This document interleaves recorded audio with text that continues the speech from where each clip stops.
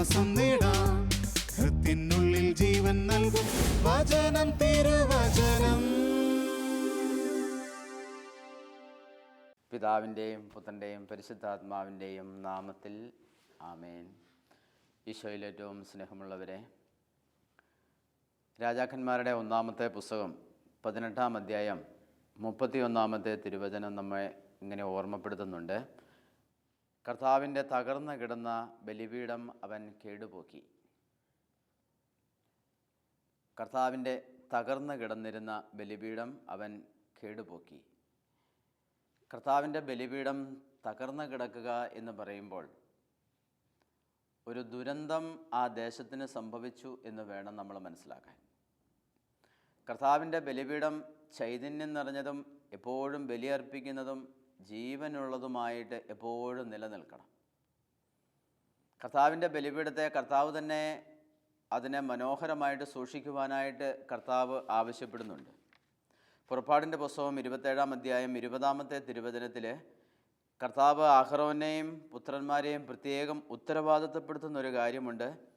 വിളക്ക് എപ്പോഴും കത്തി നിൽക്കുന്നതിന് ആട്ടിയെടുത്ത ശുദ്ധമായ ഒലിവെണ്ണ കൊണ്ടുവരാൻ ഇസ്രായേൽക്കാരോട് പറയണം. സമാഗമ കൂടാരത്തിനുള്ളിൽ സാക്ഷ്യപേടകത്തിന് മുമ്പിലുള്ള തിരശ്ശീലയ്ക്ക് വെളിയിൽ വിളക്ക് സന്ധ്യ മുതൽ പ്രഭാതം വരെ കർത്താവിൻ്റെ മുമ്പിൽ കത്തി നിൽക്കാൻ അഹ്റോനും അവൻ്റെ പുത്രന്മാരും ശ്രദ്ധിക്കട്ടെ. ഇസ്രായേൽക്കാർ തലമുറ തോറും അനുഷ്ഠിക്കേണ്ട ശാശ്വത നിയമമാണിത്. കർത്താവ് ഇത്രയോ പ്രാധാന്യത്തോടുകൂടി ബലിപീഠത്തെ കരുതേണ്ടതിനെക്കുറിച്ച് പഠിപ്പിച്ചിട്ടും കുറച്ച് കാലങ്ങൾ കഴിഞ്ഞപ്പോൾ ഏലിയ പ്രവാചകൻ കർത്താവിൻ്റെ തകർന്നു കിടന്ന ബലിപീഠം കേടുപോക്കി എന്ന് പറയുമ്പോൾ കർത്താവിൻ്റെ ബലിപീഠത്തിന് വന്നു ഭവിച്ച കുറേ ദുരന്തങ്ങൾ, അല്ലെങ്കിൽ കർത്താവിൻ്റെ വചനത്തെ അവഗണിച്ച, കർത്താവിൻ്റെ നിയമങ്ങളെ മുഴുവനും കാറ്റിൽ പറത്തി ജീവിച്ച ഒരു കാലഘട്ടം. അതായത് ആഹാബ് രാജാവും ജസബൽ രാജ്ഞിയും ഇസ്രായേലിൽ വാഴുന്ന കാലത്ത് ജസബൽ രാജ്ഞി ബാൽദേവ ആരാധന ഇസ്രായേൽ മുഴുവനും നടപ്പാക്കി. കർത്താവിൻ്റെ ബലിപീഠവും കർത്താവിൻ്റെ ആരാധനയും മുഴുവനും അവർ അവഗണിക്കുകയും ഇല്ലാതാക്കാൻ പരിശ്രമിക്കുകയും ചെയ്തു. അങ്ങനെ കർത്താവിൻ്റെ ബലിപീഠം അവഗണിക്കപ്പെട്ടു, അത് കേടുവന്നു. അങ്ങനെ അവഗണിക്കപ്പെട്ട ആരും ശ്രദ്ധിക്കാനില്ലാതെ കർത്താവിൻ്റെ ബലിപീഠം കിടന്നു. അപ്പോൾ അങ്ങനെ ഒരു ദിവസത്തിലാണ് ഏലിയ പ്രവാചകൻ കാർമൽ മലയിൽ എല്ലാവരെയും ഒരുമിച്ച് കൂട്ടുകയാണ്. ബാൽദേവൻ്റെ ആൾക്കാരോടും വരാൻ പറഞ്ഞു, ഇസ്രായേൽക്കാരോടും വരാൻ പറഞ്ഞു. എന്നിട്ട് കർത്താവ് അവരെ ഓർമ്മപ്പെടുത്തി, കർത്താവിൻ്റെ വചനം ഓർമ്മപ്പെടുത്തിക്കൊണ്ട് പറഞ്ഞു, നിങ്ങൾ എത്ര കാലം ഇങ്ങനെ രണ്ട് വഞ്ചിയിൽ കാലുവെച്ച് പോകും? കർത്താവാണ് ദൈവമെങ്കിൽ കർത്താവിൻ്റെ പിന്നാലെ പോവുക. ഇനി ബാലാണ് ദൈവമെന്ന് നിങ്ങൾക്ക് ബോധ്യപ്പെടുന്നുവെങ്കിൽ അവൻ്റെ പിന്നാലെ പോയിക്കോ. വളരെ തുറന്നടിച്ച് ഏലിയ പ്രവാചകൻ അവരോട് പറഞ്ഞു. ഇങ്ങനെ രണ്ട് വഞ്ചിയിൽ കാലുവെച്ച് പോകാൻ ഒരിക്കലും സാധ്യമല്ല എന്ന് പ്രവാചകൻ പറഞ്ഞു. എന്നിട്ട് അവസാനം പ്രവാചകൻ തന്നെ അവരുടെ മുമ്പിൽ ഒരു പരിഹാരം നിർദ്ദേശിച്ചു. നിങ്ങൾ 2 കാളകളെ കൊണ്ടുവരിക, രണ്ടിനെയും വെട്ടി നുറുക്കി ബലിപീഠങ്ങളിൽ വെക്കുക, എന്നിട്ട് ബലിയർപ്പിക്കുക. ഏത് ദൈവമാണോ സ്വർഗത്തിൽ നിന്നും അഗ്നി ഇറങ്ങി ബലിവസ്തുക്കൾ സ്വീകരിക്കുന്നത്, ആ ദൈവമായിരിക്കും യഥാർത്ഥ ദൈവം. ജനം ഒന്നടങ്കം കൈയടിച്ചതിന് സപ്പോർട്ട് ചെയ്തു, നല്ല അഭിപ്രായമെന്ന് പറഞ്ഞു. ആദ്യത്തെ അവസരം ബാൽദേവൻ്റെ ആരാധകർക്ക് കൊടുത്തു. അവർ രാവിലെ മുതൽ കാളയെ വെട്ടി നുറുക്കി ബാൽദേവ എന്ന് പറഞ്ഞ് നിലവിളിച്ച് പ്രാർത്ഥിച്ചു. ഉച്ചവരെയായിട്ടും യാതൊരു മറുപടിയും കിട്ടിയില്ല. പ്രവാചകൻ അവരെ കളിയാക്കി. അതിനുശേഷം പ്രവാചകൻ ചെയ്തതാണ്, കർത്താവിൻ്റെ തകർന്നു കിടന്ന ബലിപീഠം അവൻ കേടുപോക്കി. അവൻ അതിന്മേലെ ബലിവസ്തുക്കളെ നിരത്തി. അവന് ബലിവസ്തുക്കന്മേലും അതിന് ചുറ്റും വെള്ളമൊഴിച്ചു. എന്നിട്ട് അവൻ പ്രാർത്ഥിച്ചു, യഥാർത്ഥ ദൈവമേ, സത്യദൈവമേ, അങ്ങ് സത്യദൈവമാണെന്ന് ഇപ്പോൾ തെളിയിക്കണമേ എന്ന് പറഞ്ഞ് പ്രാർത്ഥിച്ചപ്പോൾ സ്വർഗത്തിൽ നിന്ന് അഗ്നി ഇറങ്ങി. ബലിപീഠവും ബലിവസ്തുക്കളും നിറച്ച് അഗ്നി ഇറങ്ങി ബലിവസ്തുക്കൾ കത്തിച്ചാരമായി. ഈ സമയത്ത് ഇതാണ് ഏലിയ പ്രവാചകൻ ചെയ്ത പ്രവൃത്തി. അവൻ കർത്താവിൻ്റെ തകർന്നു കിടന്ന ബലിപീഠം കേടുപോക്കി. കർത്താവിൻ്റെ ആരാധന അവൻ അവിടെ നടത്തി. അപ്പോൾ ആകാശത്തു നിന്ന് അഗ്നി ഇറങ്ങി ബലി സ്വീകരിക്കുന്ന ദൈവം യഥാർത്ഥ ദൈവം എന്ന് പറഞ്ഞ് ഇസ്രായേൽക്കാർ മുഴുവനും ബാൽദേവൻ്റെ ആരാധകരെയും പുരോഹിതന്മാരെയും പിടിച്ച് കൊന്നുകളയുകയും ചെയ്തു. അപ്പോൾ കർത്താവിൻ്റെ ബലിപീഠം കേടുപോക്കി. കർത്താവിൻ്റെ ബലിപീഠം തകർന്നു കിടന്നപ്പോൾ ഇസ്രായേലിന് നാശമായിരുന്നു. കർത്താവിൻ്റെ ബലിപീഠം ശ്രദ്ധിക്കപ്പെടാതെ കിടന്നപ്പോൾ ഇസ്രായേലിന് അനുഗ്രഹങ്ങളല്ല, ഇസ്രായേലിന് നാശമാണ് അവിടെ വന്നുകൊണ്ടിരുന്നത്. കർത്താവിൻ്റെ ആലയം തകർന്നു കിടന്നാൽ അവിടെ തിന്മയ്ക്ക് പ്രവേശനത്തിന് ഒരുപാട് സാധ്യതയുണ്ട്. നമ്മുടെ ദേവാലയങ്ങളിൽ വിശുദ്ധ ബലി അർപ്പിക്കപ്പെടുന്നില്ല എങ്കിൽ അത് പിശാചിന് കുറെ കൂടെ ഇഷ്ടമാകും. കർത്താവിൻ്റെ മഹത്വപൂർണമായ നാമത്തെ അവഹേളിക്കുന്നത് പിശാചിന് ഇഷ്ടമാണ്. മലാക്കി പ്രവാചകൻ്റെ പുസ്തകം 1-ാമത്തെ അധ്യായം 11-ാമത്തെ തിരുവചനം നമ്മെ ഓർമ്മപ്പെടുത്തുന്നു, എന്തെന്നാൽ ജനതകളുടെ ഇടയിൽ എൻ്റെ നാമം ഉന്നതമാണ്. ജനതകളുടെ ഇടയിൽ എൻ്റെ നാമം ഉന്നതമാണ്. ഉന്നതമായ ഈ നാമത്തെ അവഗണിക്കാനും ഉന്നതമായ ഈ നാമം അതിൻ്റെ മഹത്വത്തിന് കോട്ടം തട്ടാനും എപ്പോഴും തിന്മയുടെ ശക്തി ആഗ്രഹിച്ചുകൊണ്ടിരിക്കും. കർത്താവിൻ്റെ ബലിയുടെ ചൈതന്യം നഷ്ടപ്പെടുത്തുക, അനുഗ്രഹപ്രദമല്ലാതാക്കുക, വിശുദ്ധ ബലിക്കും ആരാധനയ്ക്കും കുദാശകൾക്കുമൊക്കെ ഉറക്കം വരിക, ശ്രദ്ധയില്ലാതെ അലക്ഷ്യമായിട്ടിരിക്കുക, അലസരായി പല വിചാരത്തോടെ കുദാശകളിൽ പങ്കെടുക്കുക, വിശുദ്ധ കുർബാനയിൽ പങ്കെടുക്കുക, ഇങ്ങനെയൊക്കെ ചെയ്യുമ്പോൾ അനുഗ്രഹപ്രദവും ഫലദായകവുമായ ബലിയെ നമ്മൾ നിഷ്പ്രയോജനമാക്കുകയാണ് ചെയ്യുന്നത്. നമ്മളൊക്കെ വിശുദ്ധ ബലിയിൽ പങ്കെടുക്കുവാനൊക്കെ ദേവാലയത്തിൽ പോകുന്നുണ്ട്. വിശുദ്ധ ബലിയുടെ അർത്ഥം മനസ്സിലാക്കി ആദ്യം മുതലേ വിശുദ്ധ ബലിയിൽ ശ്രദ്ധിച്ച് ഒരുങ്ങി ബലിയിൽ പങ്കെടുക്കുക എന്ന് പറഞ്ഞാൽ അതൊരു അനുഗ്രഹപ്രദമാണ്. വിശുദ്ധ ബലിക്കായിട്ട് ഒരുങ്ങി വരികയും വിശുദ്ധ ബലിയിൽ ശ്രദ്ധിച്ച് ദേവാലയത്തിൽ നിൽക്കുകയും ചെയ്യുന്നവരെ കാണുമ്പോൾ നമുക്കറിയാം എത്ര പേര് ഒരു കുർബാനയ്ക്ക് 100 പേര് അല്ലെങ്കിൽ 200 പേര് ഉണ്ടെങ്കിൽ അതിലെത്ര പേര് വിശുദ്ധ ബലിയിൽ ആത്മാർത്ഥമായി പങ്കെടുക്കുന്നുവെന്ന് താഴോട്ട് നോക്കി ജനത്തെ നോക്കുമ്പോൾ, അവരുടെ മുഖത്ത് നോക്കുമ്പോൾ നമുക്ക് മനസ്സിലാവും. വചനം കേൾക്കുമ്പോൾ താല്പര്യത്തോടെ ഇരിക്കുന്ന എത്ര പേരുണ്ട് എന്ന് അവരുടെ മുഖത്ത് നോക്കുമ്പോൾ നമുക്ക് മനസ്സിലാകും. അപ്പോൾ കർത്താവിൻ്റെ മഹത്വപൂർണമായ നാമത്തെ അവഹേളിക്കുന്നത് പിശാചിനാണ് ഇഷ്ടം. അപ്പം നമ്മൾ കൂട്ടുകൂടുന്നത് പിശാചിനോടാണ്. മുള്ളുകൾക്കിടയിൽ വിതയ്ക്കപ്പെട്ട വിത്തിനെക്കുറിച്ച് കർത്താവ് വിതക്കാരൻ്റെ ഉപമയിൽ പറയുന്നുണ്ട്. അപ്പം നമുക്കൊക്കെ ദൈവത്തിൻ്റെ വചനം നൽകപ്പെടുമ്പോൾ ദൈവത്തിൻ്റെ വചനവും കുദാശകളും അനുഗ്രഹങ്ങളും പൊഴിച്ചുകൊണ്ടിരിക്കുന്ന ഒരു സമയത്ത് നമ്മൾ അലക്ഷ്യമായി അലസരായി നിൽക്കുമ്പോൾ ഈ മുള്ളുകൾക്കിടയിൽ അകപ്പെട്ട വിത്തിൻ്റെ അവസ്ഥയാണ് നമ്മളിലേക്ക് വരുന്ന വചനത്തിന് നമ്മൾ കൊടുത്തുകൊണ്ടിരിക്കുന്നത്. അതേ പരിഗണനയാണ് നമ്മൾ അതിന് നൽകുന്നത്. അപ്പോൾ കുദാശകൾ യോഗ്യതയില്ലാത്ത കുദാശകൾ സ്വീകരിക്കുമ്പോഴും ഇതേ അനുഭവമാണ് നമുക്കുണ്ടാകുക.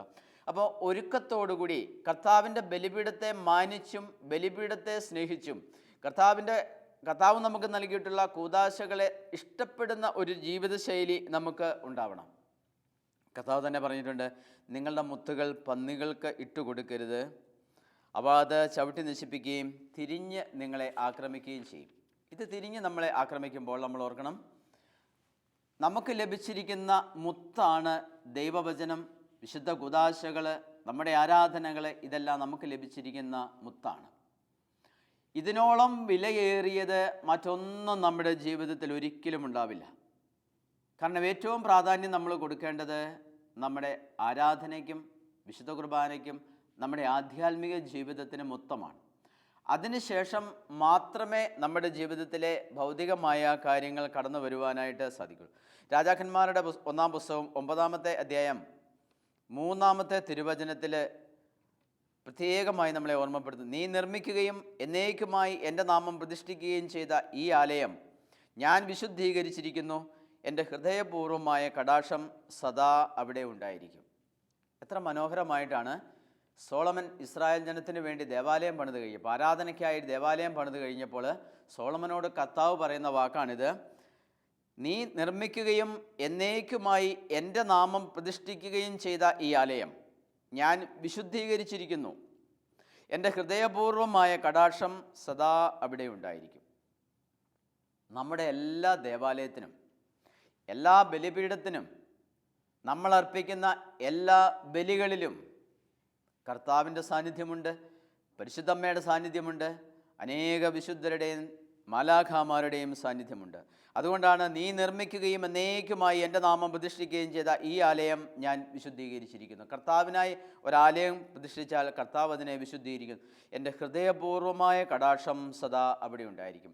എൻ്റെ ഹൃദയപൂർവമായ കടാക്ഷം അവിടെ ഉണ്ടായിരിക്കും എന്ന് പറയുമ്പോൾ നമ്മൾ അവിടെ ഒരാലയത്തിൽ ചെന്ന് ബലിപീഠത്തിൻ്റെ മുമ്പിൽ നിന്ന് പ്രാർത്ഥിക്കുമ്പോൾ കർത്താവിൻ്റെ കടാക്ഷം അതിന്മേലുണ്ടെങ്കിൽ അതിൻ്റെ മുമ്പിൽ നിന്ന് പ്രാർത്ഥിക്കുന്ന നമ്മുടെ പ്രാർത്ഥനകളുടെ മേലും നമ്മുടെ ഹൃദയത്തിലും നമ്മുടെ ആത്മാവിൻ്റെ മേലും ആ കടാക്ഷം എപ്പോഴും ഉണ്ടായിരിക്കും. അതുകൊണ്ട് കർത്താവിൻ്റെ ബലിപീഠത്തിന് മുമ്പിൽ ശ്രദ്ധയോടെ ഭക്തിയോടെ ആ ബലിപീഠത്തെ മാനിച്ചുകൊണ്ട് എൻ്റെ ജീവിതത്തിലെ ഏറ്റവും പ്രധാനപ്പെട്ട കാര്യമാണ് ഇത് എന്ന മനസ്സോടുകൂടെ ആ ബലിപീഠത്തിന് മുമ്പിൽ നിൽക്കുവാനായിട്ട് നമുക്ക് സാധിച്ചാൽ കർത്താവിൻ്റെ കടാക്ഷം എപ്പോഴും നമ്മുടെ മേലും ഉണ്ടാകും.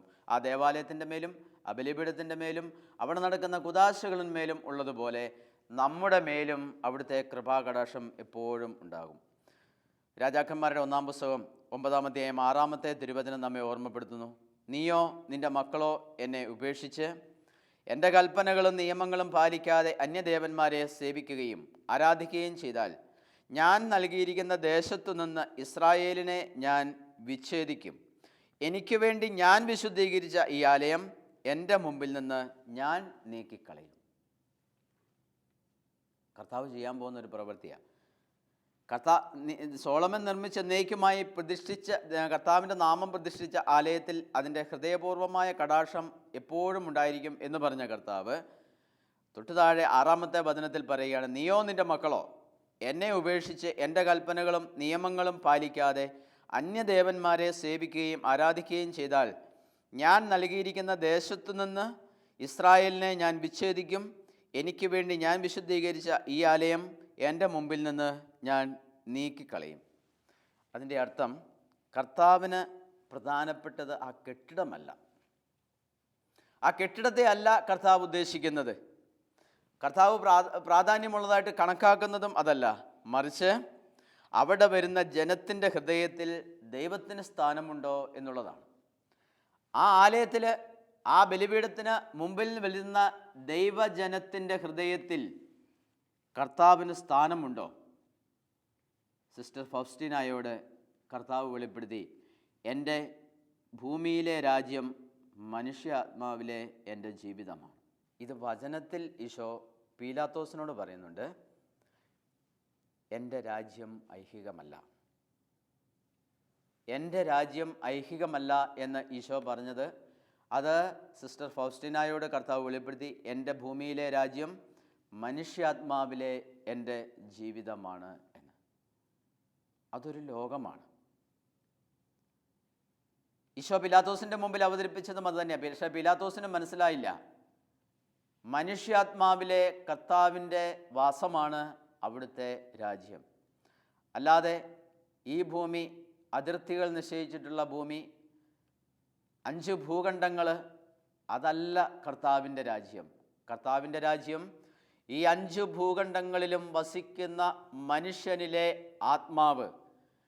ഈ ആത്മാവാണ്, ഈ ആത്മാവിലെ കർത്താവിൻ്റെ ജീവിതമാണ് അവിടുത്തെ രാജ്യം എന്ന് പറയുന്നത്. അതൊരു ലോകമാണ്. നമ്മൾ ഓർത്ത് നോക്കിയേ, ഈ ഭൂമിയിലുള്ള സകല മനുഷ്യർക്കും ആത്മാക്കളുണ്ട്.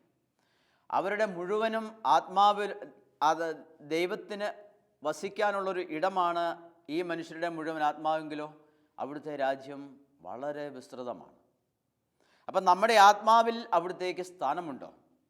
എൻ്റെ ആത്മാവിൽ ആധിപത്യം പുലർത്തുന്നത് ദൈവത്തിൻ്റെ രാജ്യമാണോ? അതാണ് നമ്മൾ ഓരോരുത്തരും ചിന്തിക്കേണ്ടത്. അപ്പം ദൈവത്തെ ആത്മാവിൽ നിന്ന് പുറത്താക്കിയാൽ പിന്നെ നമ്മൾ സ്വന്തം ഭവനം പണിതുകൊണ്ടിരിക്കുകയാണ്. എൻ്റെ ദൈവത്തെ ഞാൻ എൻ്റെ ആത്മാവിൽ നിന്ന് കുടിയിറക്കി വിട്ടിട്ടുണ്ടോ? അതോ എൻ്റെ ആത്മാവിൽ ഇപ്പോഴും ഭരണം നടത്തുന്നത് ഈശോയാണോ? അവിടുത്തെ രാജ്യം എൻ്റെ ആത്മാവിൽ നിലനിൽക്കുന്നുണ്ടോ? ഹഗായി പ്രവാചകൻ 1-ാം അധ്യായം 4-ാമത്തെ തിരുവചനത്തിൽ നമ്മെ ഓർമ്മപ്പെടുത്തുന്നു, ഈ ആലയം തകർന്നു കിടക്കുന്ന ഈ സമയം നിങ്ങൾക്ക് മച്ചിട്ട ഭവനങ്ങളിൽ വസിക്കാനുള്ളതാണോ?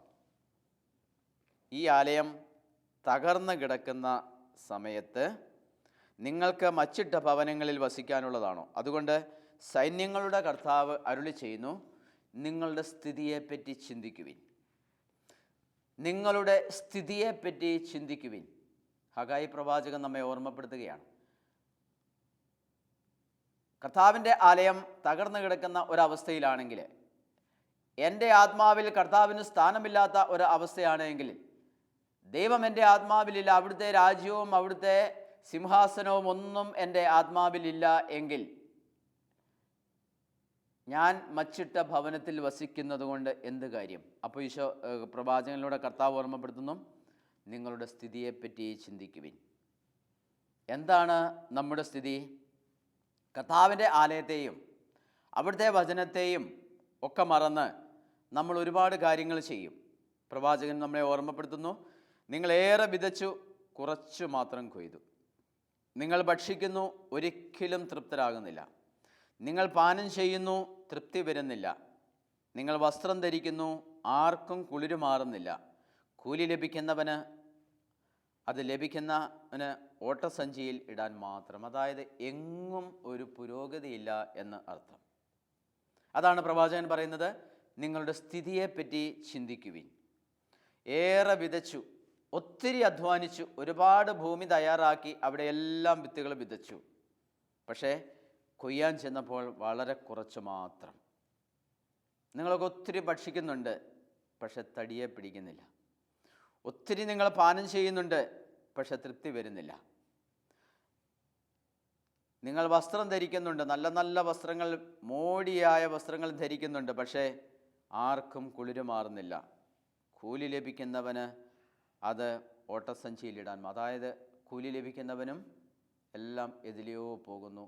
ഒരഭിവൃദ്ധിയും ജീവിതത്തിൽ ഇല്ല. കർത്താവിൻ്റെ ആലയത്തെ അവഗണിച്ചാൽ ഉണ്ടാകുന്ന ഒരു തകരാറാണിത്. കുറേ നാളുകൾക്ക് മുമ്പ് ഞാനിരുന്ന ഇടവകയിൽ ഒരു ചേട്ടൻ എന്നോട് പറഞ്ഞ, 10-30 വർഷം ഞാൻ ഞായറാഴ്ച കൂലിപ്പണി എടുക്കാൻ പോയി. ഞായറാഴ്ചയും 10-30 വർഷം എനിക്ക് ഒരഭിവൃദ്ധിയും കിട്ടിയില്ല. ഞാൻ ഈ കാലം മുഴുവനും ഞാൻ 10-30 വർഷം ഞാൻ റബ്ബർ വെട്ടുമായിരുന്നു ഞായറാഴ്ച കൂലിക്ക്. പക്ഷേ എനിക്ക് ഒരു മെച്ചം ഉണ്ടായില്ല. ഞാൻ ഒരു 5 വർഷമായിട്ട് അത് നിർത്തി കഴിഞ്ഞപ്പോൾ എൻ്റെ കുടുംബം മെല്ലെ പച്ച പിടിക്കാൻ തുടങ്ങി. മറ്റേ ഞായറാഴ്ചയും കൂടെ ഞാൻ പണിയെടുക്കുകയാണ്. എന്തിനു വേണ്ടിയിട്ട്? എനിക്ക് കുറേ കൂടി ഉണ്ടാക്കാനായിട്ട്. പക്ഷേ എല്ലാം ഓട്ടക്കലത്തിലിട്ടതുപോലെ തന്നെ ഒന്നും ബാക്കിയായില്ല. വിതച്ചാൽ ഒന്നും കിട്ടുന്നില്ല, ഭക്ഷിച്ചാൽ ശരീരത്തിൽ പിടിക്കുന്നില്ല, എത്ര കള്ളു കുടിച്ചാലും മതിയാവുന്നില്ല, വീണ്ടും അതുപോലെ തന്നെ പിന്നെയും കുടിക്കണം. വസ്ത്രം ധരിച്ചാലും കുളിര് മാറുന്നില്ല. കൂലി ലഭിക്കുന്നവന് ഒരിക്കലും തൃപ്തിയാവുന്നില്ല. ഒരിക്കലും ഒരു കാര്യത്തിലും ഒരഭിവൃദ്ധിയും ഇല്ല. സ്നേഹമുള്ള സഹോദരങ്ങളെ, കർത്താവിൻ്റെ ബലിപീഠത്തെയും കർത്താവിൻ്റെ വിശുദ്ധ ദിനങ്ങളെയും അനാദരിച്ചിട്ട് നമ്മൾ മറ്റെന്തെങ്കിലുമൊക്കെ ചെയ്യാമെന്ന് വിചാരിച്ചാൽ, നമുക്ക് അഭിവൃദ്ധി ഉണ്ടാക്കാമെന്ന് വിചാരിച്ചാൽ, സാമ്പത്തിക നേട്ടം ഉണ്ടാക്കാം എന്ന് വിചാരിച്ചാൽ ഒരിക്കലും നമുക്കതിൽ നിന്ന് കിട്ടില്ല എന്നോർക്കണം. ഏറെ വിതച്ചു, കുറച്ചു മാത്രം കൊയ്യും. ഏറെ വിതച്ചു, കുറച്ചു മാത്രം കൊയ്യും. അതുകൊണ്ട് മർമ്മപ്രധാനമായി നമുക്ക് കർത്താവ് തന്നിരിക്കുന്ന ബലിപീഠം, നമ്മുടെ ദേവാലയം, കുദാശകൾ, ഇതെല്ലാം നമുക്ക് ഏറ്റവും പ്രധാനപ്പെട്ടതായി ഒന്നാമത്തെ സ്ഥാനത്ത് അതിനെ നിർത്തുക. ഹഗായി പ്രവാചകൻ 1-ാമത്തെ അധ്യായം 9-ാമത്തെ തിരുവചനത്തിൽ നമ്മോട് സൈന്യങ്ങളുടെ കർത്താവ് ചോദിക്കുന്നു, നിങ്ങൾ ഓരോരുത്തരും തൻ്റെ ഭവനത്തെ പ്രതി വ്യഗ്രത കാട്ടുമ്പോൾ എൻ്റെ ആലയം തകർന്നു കിടക്കുന്നത് കൊണ്ട് തന്നെ ആകാശം നിങ്ങൾക്ക് വേണ്ടി മഞ്ഞു പെയ്യ്ക്കുന്നില്ല, ഭൂമി വിളവ് നൽകുന്നുമില്ല.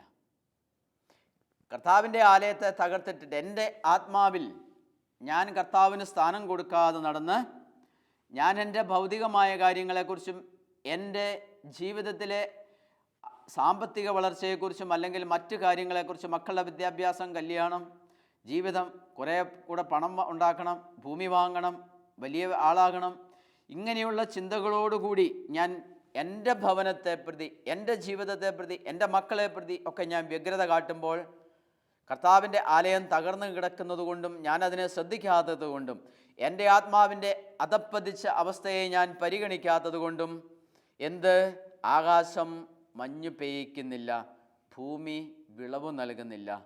ഒത്തിരി വിതച്ചു, അല്പം മാത്രം കൊയ്യുന്നു. അതുകൊണ്ട് ഒരു വരൾച്ച ദൈവം വരുത്തിയിരിക്കുന്നു. ഈ വരൾച്ചയെക്കുറിച്ച് നമുക്ക് തിരിച്ചറിവില്ല. എന്തുകൊണ്ട് എനിക്ക് ഈ വരൾച്ച സംഭവിക്കുന്നു?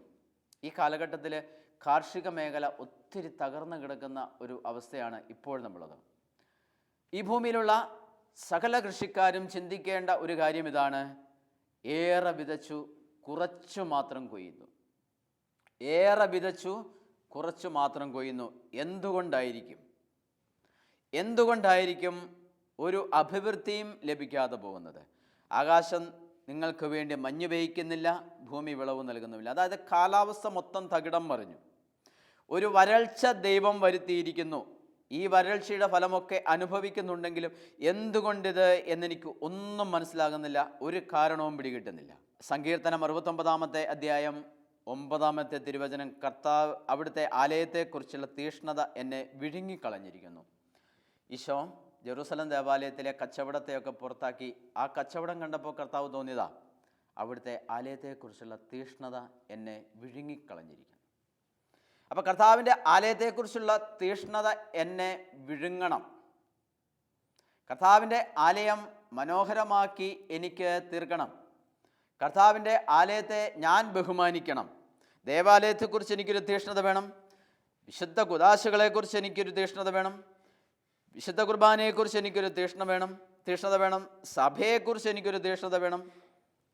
എൻ്റെ പ്രാർത്ഥനാ ജീവിതത്തെക്കുറിച്ച് എനിക്ക് ഒരു തീഷ്ണത ആവശ്യമാണ്.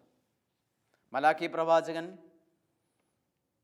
1 അധ്യായം 7 തിരുവചനം നമ്മെ ഓർമ്മപ്പെടുത്തുന്നു: കർത്താവിൻ്റെ ബലിപീഠത്തെ നിസ്സാരമെന്ന് നിങ്ങൾ കരുതി. കർത്താവിൻ്റെ ബലിപീഠത്തെ നിസ്സാരമെന്ന് നിങ്ങൾ കരുതി. ഇന്നും നമ്മളിൽ ഒത്തിരി പേര് ചെയ്യുന്ന ഒരു പാപമാണ് കർത്താവിൻ്റെ ബലിപീഠത്തെ നിസ്സാരമെന്ന് കരുതുന്നു. എങ്ങനെ ബലിയർപ്പിച്ചാലും കുഴപ്പമില്ല, എന്ത് കാഴ്ചവെച്ചാലും കുഴപ്പമില്ല, എങ്ങനെ പള്ളിയിൽ പോയാലും കുഴപ്പമില്ല, ഏത് വേഷമിട്ട് പള്ളിയിൽ പോയാലും കുഴപ്പമില്ല, ഏത് ഒരുക്കമില്ലാതെയും ഏത് പാപാവസ്ഥയിലും വിശുദ്ധ കുർബാന സ്വീകരിക്കാം. ഇങ്ങനെയൊക്കെ ചെയ്യുമ്പോൾ കർത്താവിൻ്റെ ബലിപീഠത്തെ നിസ്സാരമെന്ന് നിങ്ങൾ കരുതി. മലാക്കി പ്രവാചകൻ 1 അധ്യായം 6 തിരുവചനത്തിൽ നമ്മോട് ചോദിക്കുന്നുണ്ട്: ഞാൻ പിതാവാണെങ്കിൽ എനിക്കുള്ള ബഹുമാനം എവിടെ? ദൈവം ചോദിക്കുകയാണ് മലാക്കി പ്രവാചകനിലൂടെ നമ്മളോട്, ഞാൻ പിതാവാണെങ്കിൽ എനിക്കുള്ള ബഹുമാനം എവിടെ? മലാക്കി 1:6. അപ്പം ഞാൻ പിതാവാണെങ്കിൽ എനിക്കുള്ള ബഹുമാനം, ഈ പിതാവിനെ ബഹുമാനിക്കേണ്ടത് ദൈവമക്കളായ നമ്മളുടെ ഉത്തരവാദിത്വമാണ്. ഞാൻ യജമാനനാണെങ്കിൽ എന്നോടുള്ള ഭയം എവിടെ? യജമാനനായ ദൈവത്തോട് എനിക്കൊരു ഭയം വേണം. അവിടുത്തെ കൽപ്പനകളോടും ചട്ടങ്ങളോടും എനിക്കൊരു ബഹുമാനം വേണം. ദൈവം ചോദിക്കുന്നു, ഞാൻ പിതാവാണെങ്കിൽ എനിക്കുള്ള ബഹുമാനം എവിടെ? ഞാൻ യജമാനാണെങ്കിൽ എന്നോടുള്ള ഭയം എവിടെ? കർത്താവ് അരുളി ചെയ്തു, നിങ്ങൾ ശ്രദ്ധിക്കാതിരിക്കുകയും എൻ്റെ നാമത്തിന് മഹത്വം നൽകാൻ മനസ്സ് വയ്ക്കുകയും ചെയ്യാതിരുന്നാൽ ഞാൻ നിങ്ങളുടെ മേൽ ശാപമയക്കും. കർത്താവ് അരുളി ചെയ്യുന്നു, നിങ്ങൾ ശ്രദ്ധിക്കാതിരിക്കുകയും എൻ്റെ നാമത്തിന് മഹത്വം നൽകാൻ മനസ്സ് വയ്ക്കുകയും ചെയ്യാതിരുന്നാൽ ഞാൻ നിങ്ങളുടെ മേൽ ശാപമയക്കും. നിയമാവർത്തനം 28 അധ്യായം ഒരുപാട് അനുഗ്രഹങ്ങളെക്കുറിച്ച് നമ്മളോട് പറയുന്നുണ്ട്. അവിടുന്ന് ഈ അനുഗ്രഹങ്ങളെല്ലാം നിൻ്റെ മേൽ ചൊരിയും. എന്ത്? അവിടുത്തെ കൽപ്പനകളും ചട്ടങ്ങളും പാലിച്ചാൽ നഗരത്തിലും വയലിലും നീ അനുഗ്രഹീതനാവും. നീ നഗരത്തിൽ ചെന്ന് നിനക്കൊരു ജീവിതമുണ്ടെന്ന് വിചാരിക്കുക, നീ അവിടെ അനുഗ്രഹീതനാവും. ഗ്രാമത്തിലും വയലിലും നീ അനുഗ്രഹിക്കപ്പെടും. നിൻ്റെ അപ്പക്കുട്ടയും മാവ് കുഴയ്ക്കുന്ന കലവും അനുഗ്രഹിക്കപ്പെടും. സകല പ്രവൃത്തികളിലും നീ അനുഗ്രഹീതനായിരിക്കും. ഇതിൽ കൂടുതൽ നമുക്ക് എന്താണ് ആവശ്യം? സകല പ്രവൃത്തികളിലും നീ അനുഗ്രഹീതനായിരിക്കും. കർത്താവിൻ്റെ ബലിപീഠത്തെ ഒരിക്കലും നിസ്സാരമെന്ന് നമുക്ക് കരുതരുത്. നമ്മുടെ ആത്മാവിൽ ദൈവത്തിനുള്ള സ്ഥാനം നമ്മൾ ഒരിക്കലും എടുത്തു കളയരുത്. എൻ്റെ ദൈവം എൻ്റെ രാജാവായി എൻ്റെ ആത്മാവിൽ വാഴണം. കർത്താവ് എന്തെന്നോട് പറയുന്നു ഞാനത് കേൾക്കാനും അനുസരിക്കാനും ഞാൻ തയ്യാറാണ്. അല്ലെങ്കിൽ കർത്താവ് ചോദിക്കും, ഞാൻ പിതാവാണെങ്കിൽ എനിക്കുള്ള ബഹുമാനം എവിടെ? അതുകൊണ്ട് അവിടുത്തെ നാമത്തിന് മഹത്വം നൽകാൻ, അതിനെ മനസ്സ് വയ്ക്കാൻ എന്നെ അനുഗ്രഹിക്കണമേ എന്ന് നമുക്ക് പ്രാർത്ഥിക്കാം. അപ്പോൾ അനുഗ്രഹങ്ങൾ ധാരാളം ചൊരിയും. നഗരത്തിലും വയലിലും നീ അനുഗ്രഹീതനാവും. നിൻ്റെ അപ്പക്കുട്ടയും മാവ് കുഴയ്ക്കുന്ന കലവും അനുഗ്രഹിക്കപ്പെടും. നിൻ്റെ സകല പ്രവൃത്തികളിലും നീ അനുഗ്രഹീതനായിരിക്കും. ഇതിൽ കൂടുതൽ ഒന്നും നമുക്ക് നമ്മുടെ കർത്താവിൽ നിന്ന് ലഭിക്കാനില്ല. നമുക്ക് ഒരു നിമിഷം പ്രാർത്ഥിക്കാം. സ്നേഹസമ്പന്നനായ ദൈവമേ, ഞങ്ങളൊന്നേ ആഗ്രഹിക്കുന്നുള്ളൂ കർത്താവേ, ഞങ്ങളുടെ സകല പ്രവൃത്തികളിലും അനുഗ്രഹിക്കപ്പെടണം. സകല പ്രവൃത്തികളിലും അനുഗ്രഹിക്കപ്പെടാൻ തക്കവിധം ഞങ്ങളുടെ ജീവിതത്തെ ഒന്ന് രൂപപ്പെടുത്തി തരണമേ കർത്താവേ എന്ന് ഞങ്ങൾ അങ്ങയോട് പ്രാർത്ഥിക്കുന്നു. ഞങ്ങളുടെ ജീവിതത്തിൻ്റെ ഒരുപാട് മേഖലകളിൽ അങ്ങേക്ക് സ്ഥാനമില്ലാതെ പോയിട്ടുണ്ട്. ഞങ്ങളുടെ ജീവിതത്തിലെ ഒന്നാം സ്ഥാനം നിൻ്റെ ദൈവമായ കർത്താവിനെ പൂർണ്ണ ഹൃദയത്തോടും പൂർണ്ണ ആത്മാവോടും പൂർണ്ണ മനസ്സോടും സർവ്വശക്തിയോടും കൂടി സ്നേഹിക്കുക എന്നുള്ള കൽപ്പന 100% ആ കൽപ്പന കാത്തുപാലിക്കുവാൻ കർത്താവെ ഞങ്ങളെ അനുഗ്രഹിക്കണമേ. പരിശുദ്ധ അമ്മേ, ദൈവത്തിൻ്റെ രാജ്യത്തിനു വേണ്ടി അധ്വാനിക്കുവാൻ അമ്മ ഞങ്ങളെ ശക്തിപ്പെടുത്തണമേ. നിത്യപിതാവും പുത്രനും പരിശുദ്ധാത്മാവുമായ സർവേശ്വര എന്നേക്കും ആമേൻ.